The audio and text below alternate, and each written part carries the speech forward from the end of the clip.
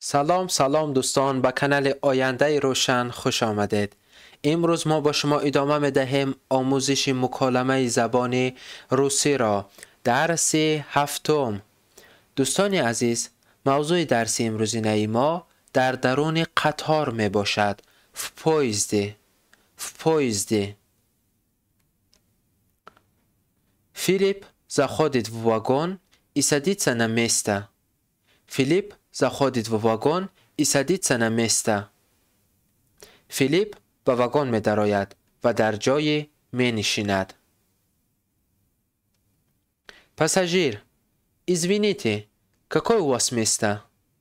Извините, какое у вас место? می بخشید، جای شما کدام است؟ Филипп, простите, я не знаю, где я могу это посмотреть? Простите, я не знаю, где я могу это посмотреть? می بخشید، من نمیدانم.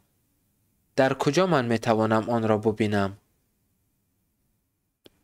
Пассажир, информация находится на вашем билете. Посмотрите там.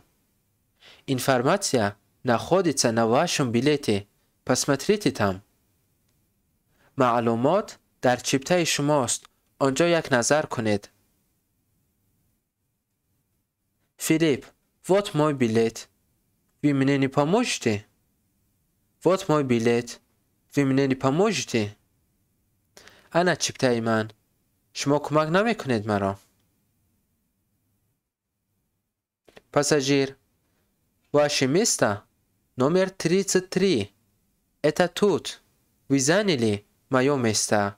Но мы соседи. Ваше место номер 33. Это тут. Вы заняли мое место. Но мы соседи. جای شما رقم 33 می باشد. آن اینجاست. شما جای مرا اشغال کرده اید. اما ما همسایه هستیم. Филипп, извините, я пересяду на свое место. Извините, я пересяду на свое место. می بخشید، من در جای خودم می نشینم. دوستان عزیز، از تماشا کردن شما منت داریم. برای از درس های بعدی ما با خبر شدن به کانال ما ابونه شوید و زنگولچه را زیر کنید. تا دیدار.